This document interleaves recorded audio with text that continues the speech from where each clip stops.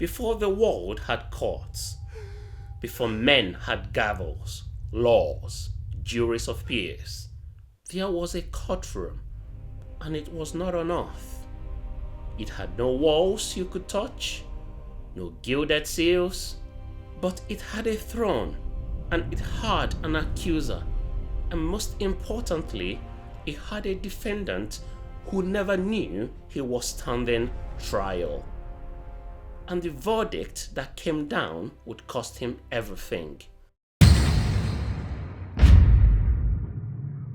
2000 BC. This is the richest man in the Middle East. He had thousands of acres of land, 1,000 oxen, 3,000 camels, 7,000 sheep, and 500 donkeys. Adjusted to inflation, he would have been as rich as Elon Musk or Jeff Bezos of today. His name was Job. Despite being extremely rich, he was a really good person who did everything right.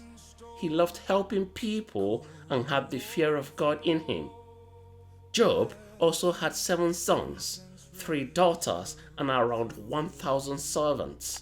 He truly was the richest and greatest man living at the time in the Middle East. Job's sons liked to have parties at their homes on their birthdays. They would invite their sisters to eat and drink with them. After the parties, Job would pray for them, and early the following morning, he would offer a sacrifice for each of them. He thought, maybe my children have sinned and said bad things about God. This was Job's regular custom and showed how much love and respect he had for God. Somewhere above this story, in the architecture of the divine, a gathering is taking place between the sons of God. The Hebrew called it Bani Ha'elohim, the divine assembly. Some translate it as angels, others as celestial beings, and among them, walking across the hall like he owns the room, comes the adversary, Satan, who also came to the assembly. God said to Satan, "Where have you come from?" And Satan answered, "I was walking all over the earth." And God said, Have you considered my servant Job? There is no one like him on earth. He is good and honest. He loves me and stays away from evil. These words are devastating in their consequence. God, it seems, is making an introduction, and the adversary Satan takes the bait. Does Job love God for nothing? You have protected him and everything he has. You have made him wealthy. If you take away everything he has, he will curse you to your face. Satan replied, This is the case the prosecutor is making. Do people really love what is good, or do they only love the good life? God then replied, Very well. All that he has now is in your power. Take everything he has, only do not stretch out your hand against him. And Satan left God's presence. The bet is made. The trial begins, and Job, perfect, blameless, greatest of the East, has no idea. What comes next happens very fast. One day, Job's children were having a party. The first messenger arrives breathless. The oxen were plowing and the donkeys were grazing, but the Sabians attacked and took them all. They killed the servants. I am the only one who escaped to tell you. While the messenger was speaking, another came and said, Fire came from God and burnt the sheep and the servants. I am the only one who escaped to tell you. While he was speaking, another messenger came and said, "The Chaldeans attacked the camels and killed the servants. I am the only one who escaped to tell you." While he was speaking, another messenger came and said, "Your sons and daughters were at their oldest brother's house partying. A great wind came from across the wilderness, struck the four corners of the house, and destroyed everything. All your children are dead. I am the only one who escaped to tell you." 4 messengers, 4 blows, one after the other, like waves that do not stop. And Job, this man who did nothing wrong, who the Bible has called blameless, tore his robe, shaved his head, and fell to the ground to worship God. And he said, "Naked I came from my mother's womb, and naked I will return.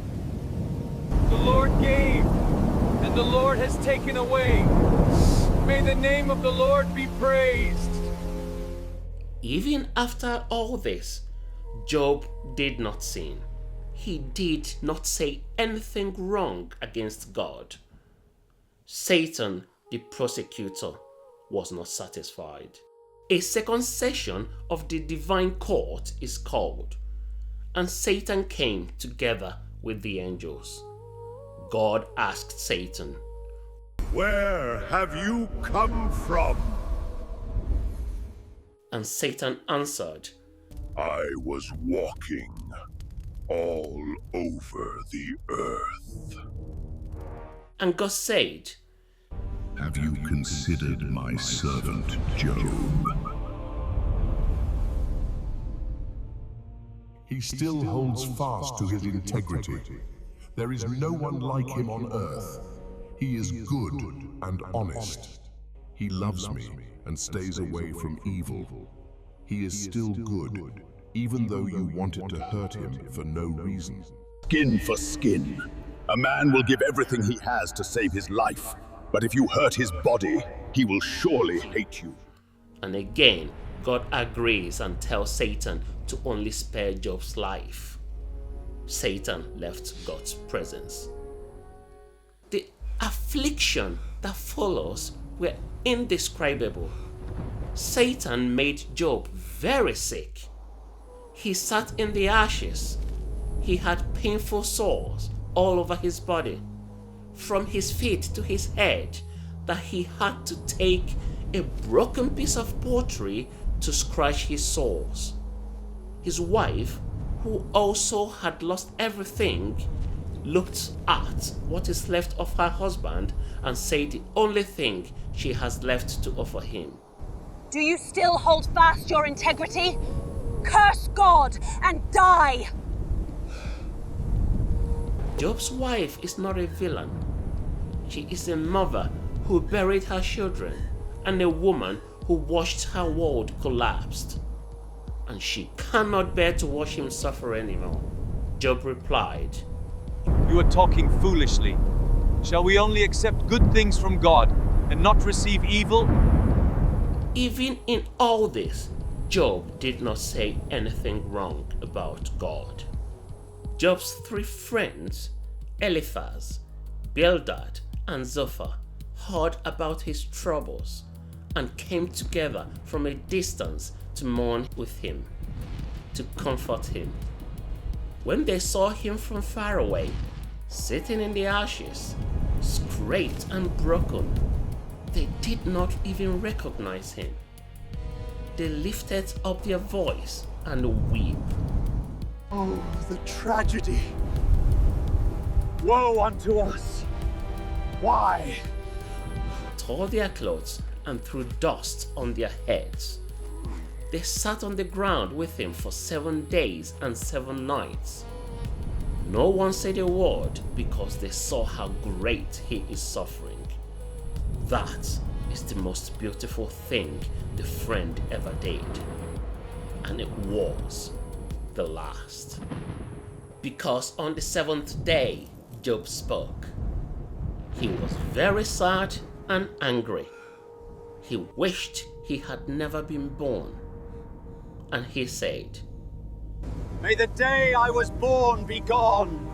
May the night that said, a baby boy is born, disappear. Let that day be dark. May God above not care about it. Let no light shine on it. Why did I not die at birth? Why did I not expire when I came from the womb?" Job is not cursing God, but cursing his own existence. He is saying, I wish I had never been born. If I had never been, none of this could have happened to me. The friends misread him. They heard blasphemy where there is only agony. In short versions of what was said, Eliphaz, the eldest, went first. Gentle at the beginning, almost kind, but his argument was simple. If I say something to you, will you get angry? But I cannot keep quiet. Think about how you have helped many people. You gave courage to those who were weak. Your words helped those who stumbled. You made people stronger, but Who that was innocent ever perished? The innocent do not suffer. Therefore, you are not innocent. And if I were you, I would pray to God, I would tell him all my problems. Bildad then followed. does God pervert justice? If your children sinned against him, he delivered them into the hand of their transgression. And Zophar perhaps said the cruelest thing. Know then that God exacts of you less than your guilt deserves, less than you deserve. After all that has happened, you are getting off easy. Though they sounded harsh, they were only thinking logically that suffering is always punishment. If you are suffering, you have sinned. If you have sinned, confess it. And if you confess, it will end. I wish someone could weigh my pain, put all my suffering on a scale. It would be heavier than the sand of the sea. That is why my words were too strong. I have understanding as well as you. I am not inferior to you. Who does not know such things as these? Job refused to confess to sin he has not committed. He refused to flatter God to make the pain go away. But instead, he demanded a hearing. I would speak to the Almighty. I desire to argue my case with God. Job wanted his day in court. He wanted to look God in the eye and ask the question that is burning inside him. Why? Job is not losing his faith. Job is fighting for it. And in the most astonishing moment, Job says, For I know that my Redeemer lives, and at the last he will stand upon the earth. And after my skin has been thus destroyed, yet in my flesh I shall see God. In the middle of everything, in the heap of ashes, scraping his body with pottery, his children buried, his wealth gone, and surrounded by friends who think he's a sinner, Job believed he will see God and that he will be vindicated. Not in spite of the suffering, but through it. And then comes the storm. Literally, God spoke to Job from the storm. He said, but not the way Job or any of us expected. Be strong like a man. I will ask you questions and you must answer me. Where were you when I made the earth? Tell me if you know. Who decided how big the earth is? Who measured it? Can you bind the chains of the Pleiades or loose the belts of the Orion? I set limits for the sea. I said, you can come this far, but not farther. Your strong waves must stop here. Have you ever told the morning to begin? Have you shown the dawn where to rise? It spreads across the earth, and the wicked people lose their light. Have you gone to the bottom of the sea? Have you walked in the deep places? Have you seen the gates of death? Have you seen the deepest darkness? Do you understand how big the earth is? Tell me if you know. Where does the light live? Where does darkness live? Do you hunt food for the lions? Do you feed them when they wait in their dens? Who gives food to the raven when its babies cry out and wonder because they are hungry? Do you give the horses its strength? Do you give its neck the beautiful mane? Do you make the horse jump like a grasshopper? Its loud snort makes people afraid. It paws the ground with power and is happy in its strength. It runs into battle. It laughs at fear and is not afraid of the sword. Weapons shake with great excitement. It races forward. When the trumpet sounds, it cannot stand still. When it hears the trumpet, it snorts loudly. It smells the battle from far away. It hears the commanders shouting. God is not mocking Job. God is saying, you are asking small questions. Let me show you the size of the things you are inside of.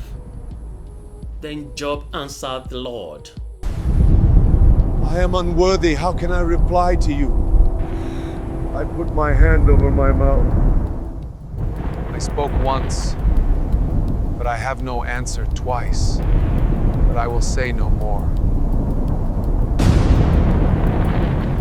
I know that you can do all things. No purpose of yours can be thwarted. You asked, who is this that obscures my plans without knowledge? Surely I spoke of things I did not understand, things too wonderful for me to know. My ears had heard of you, but now my eyes have seen you. Therefore I despise myself and repent in dust and ashes. And then, the most shocking twist in the entire trial. God turned to Job's friends.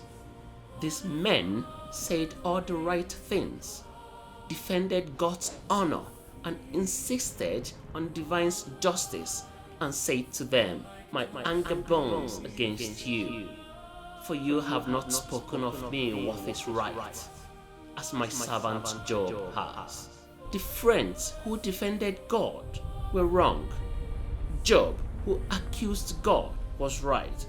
What does that mean? It means that honest wrestling with God is more righteous than comfortable religion. It means that the prayer that erupts from agony, even if it sounds like accusation, is more holy than the theology that wraps suffering in easy answers. It means the court has ruled, and the verdict is this: Job spoke the truth. Not about God's ways, he didn't know those, but about his own experience, about his own pain, about the reality of what had happened to him. He did not lie. He did not perform. And that honesty was what the Almighty called righteous. God continued, now take 7 bulls and 7 rams. Go to my servant Job.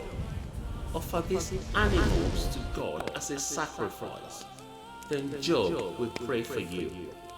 I will listen to Job's prayer. I will not punish you for your foolish words. You did not speak the truth about me like Job did.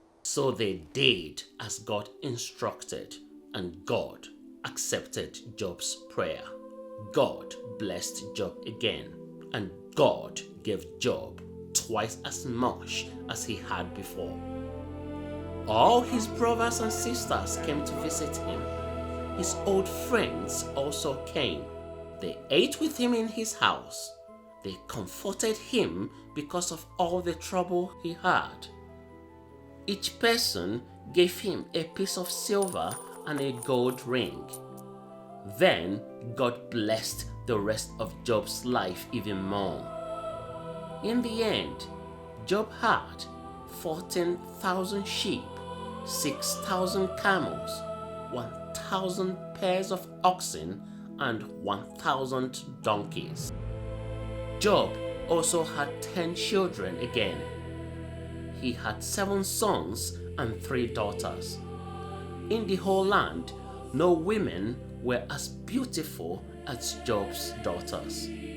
Their father gave them money and land just like their brothers. After this, Job lived 140 more years.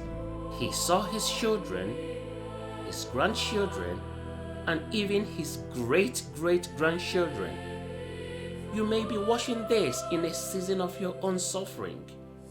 And if you are, there are probably people around you like the friends, people who mean well, people who say everything happens for a reason. God won't give you more than you can handle, and people who say, if you just had enough faith. And you know, in the deepest part of you, that those answers are not accurate. The book of Job agrees with you. 3,000 years ago, someone sat down and wrote this story to say, the easy explanation is not always the true one. Suffering is not always punishment. Pain does not always have a tidy lesson. And the God who made the Pleiades and the spring of the sea is large enough to hold your honest rage. You are allowed to ask why. You are allowed to demand an answer.